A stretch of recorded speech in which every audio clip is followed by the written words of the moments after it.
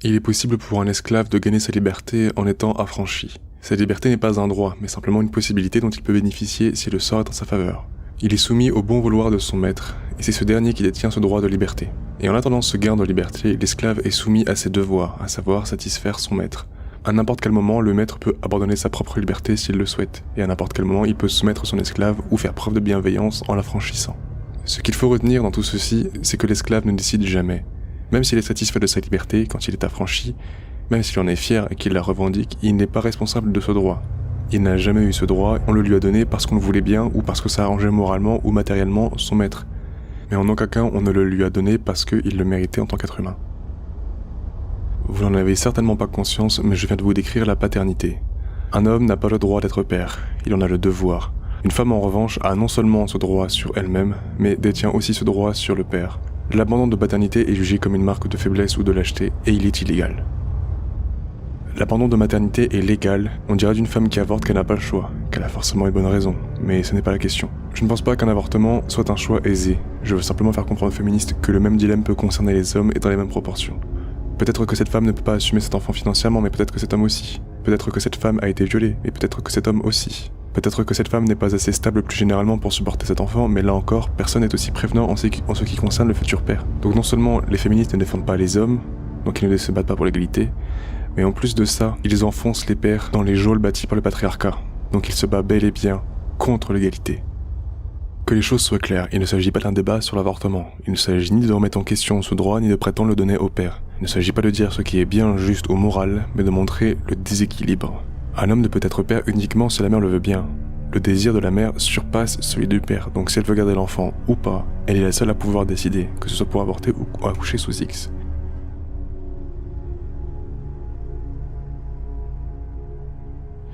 La mère peut donc choisir d'être mère et elle peut refuser de l'être, c'est un droit et non un devoir. Jusque-là, on est tous d'accord.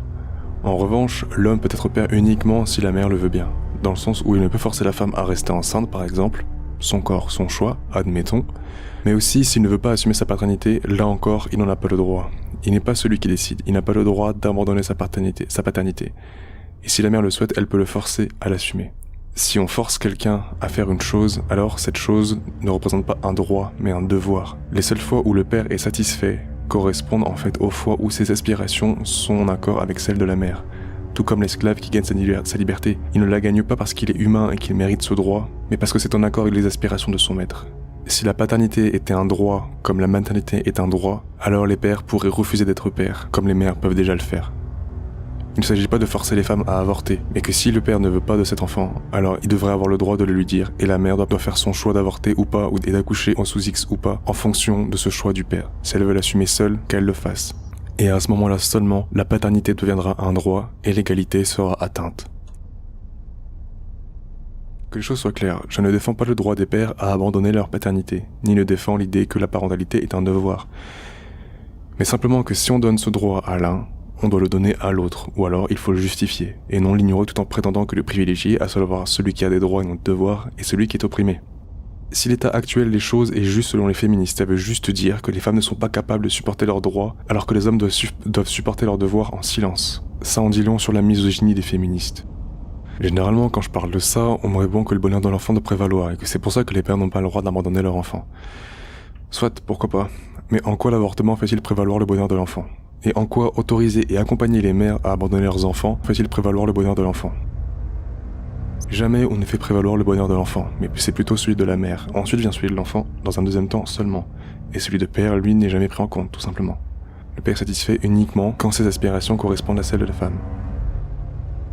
La parentalité est donc un droit supplémentaire à ajouter à la liste des privilèges des femmes. Dire qu'un père a le droit d'être père, c'est dire qu'un esclave a le droit d'être libre. Et dire que la mère est celle qui douille en matière de parentalité, c'est dire que le maître douille quand l'esclave ne fait pas tout ce qu'on lui dit de faire sans broncher.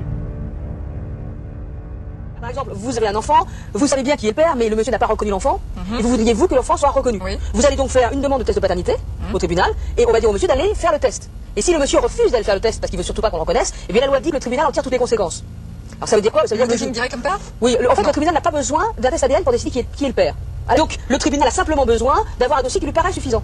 Monsieur avait bien eu des relations avec la dame, qu'il avait vécu avec elle, qu'il était connu ou qu'il avait eu des relations très paternelles avec l'enfant. Alors attendez, est-ce que on peut s'en servir, c'est ce que nous demande Laetitia, pour par exemple demander une pension à ce supposé présupposé père? Ah oui, bien sûr. Bien sûr. On peut servir de test pour ça. Ça sert même souvent à ça. Il y a 3 cas. Il y a les pères qui sont pas très sûrs d'être le père, et il y a les mères qui veulent que leur enfant soit reconnu.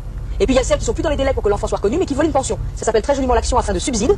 Et à partir de ce moment-là, il va être considéré comme ayant des grandes chances d'être le père de l'enfant, et donc on va lui demander une pension. Et oui, et ça se pratique fréquemment? Bah pas mal. Assez curieusement, on a beaucoup de messieurs, c'est exclusivement les messieurs, qui ne font pas la relation entre avoir une relation avec une dame et avoir un enfant. Et qui le jour où ils ont un enfant, je ne comprends pas. Vraiment, je ne comprends pas. Moi, je n'en voulais pas. Elle ne m'a pas dit qu'elle ne se protégeait pas. Assez curieusement, on a beaucoup de messieurs, c'est exclusivement les messieurs, qui ne font pas la relation entre avoir une relation avec une dame et avoir un enfant. On a beaucoup de messieurs, c'est exclusivement les messieurs,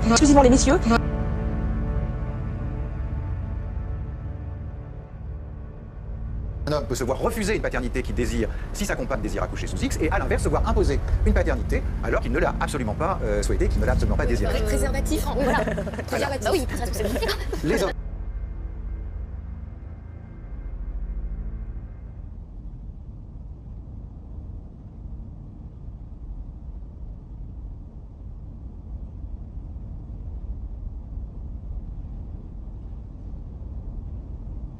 Bon, là je digresse un peu, mais quand je dis en filigrane dans mes vidéos que c'est insupportable de subir ce discours concernant les hommes ou les pères, comme quoi ce sont des lâches, comme quoi ce sont des sous-races, des sous-merdes et tout, ça en fait partie. Ça date de 2005. L'émission date de 2005.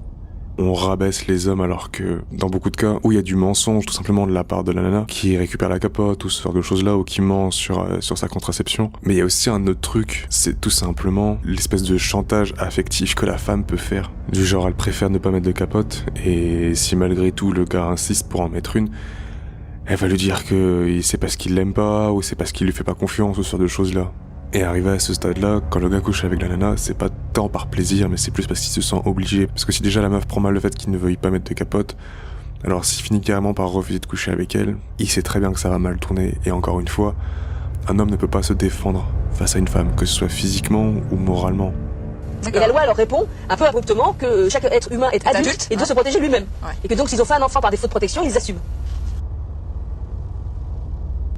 Et là encore, on voit la différence de traitement des hommes et des femmes.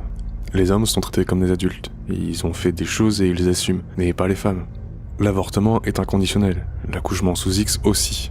Il ne faut pas prouver qu'on a été violé ou ce chose-là, ou même qu'on aurait une quelconque difficulté à élever ce gosse-là. N'importe quelle femme, dans n'importe quelle condition, peut avorter. Ça montre bien que d'un côté, la maternité est un droit parce qu'elle peut se refuser, on ne tient pas pour responsable les femmes, et que de l'autre, les hommes si, ils y sont bien obligés.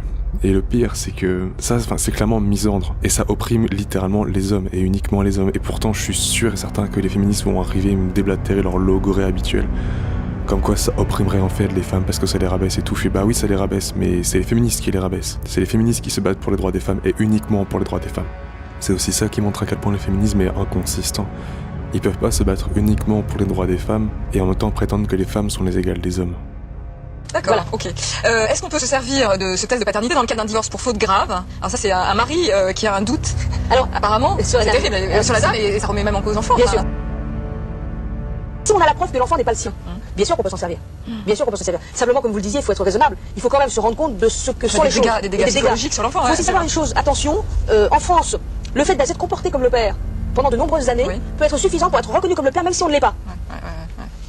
J'allais dire heureusement. Vite, je voudrais terminer avec Ève de Sisteron qui recherche sa maman biologique. Elle est née sous X apparemment. Est-ce qu'il existe des tests de maternité? Alors c'est le même test, puisqu'en fait c'est un test ADN de paternité. Il n'y a pas de problème, sauf une règle fixée par la loi française. Si la mère de cette jeune femme a, lors de l'accouchement, demandé, alors je lis parce que je ne sais pas, si elle a demandé le secret de son admission et de son identité, elle ne pourra pas faire de test de maternité. C'est niette, c'est absolument non. Légalement, cette femme est considérée comme n'ayant jamais accouché.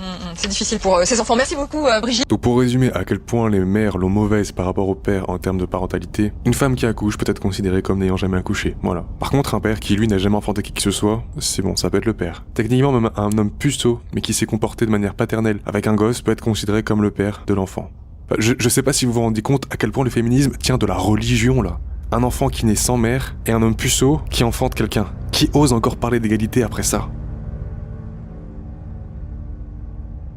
A kid raised out of dad is 5 times more likely to be poor and commit crimes, 9 times more likely to drop out of school, 20 times more likely to end up in jail. And I said, Mr. Mfume, as between the presence of white racism or the absence of black fathers? Which poses the bigger threat to the black community? Without missing a beat, he said the absence of black fathers. Avoir un père est primordial pour la santé et le bien-être de l'enfant. Et là, vous allez certainement vous dire, c'est une injonction à la paternité.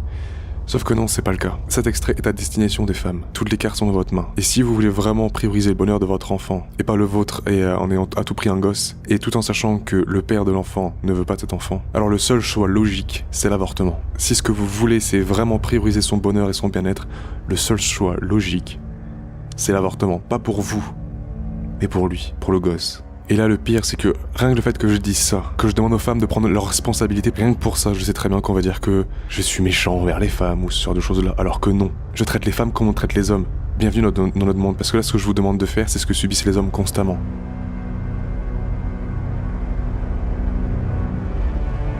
Bon, ce sera tout pour la vidéo d'aujourd'hui. J'ai pas parlé de tout. Je vous laisse regarder en description pour voir d'autres éléments montrant l'oppression des hommes, on va appeler ça comme ça, ou d'autres éléments montrant l'hypocrisie féministe à ce sujet, notamment au sujet des viols. À la prochaine.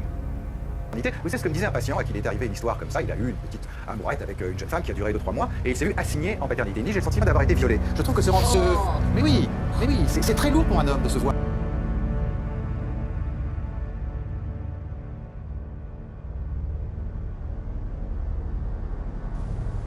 Drôle de jeu où pour gagner il ne faut pas jouer.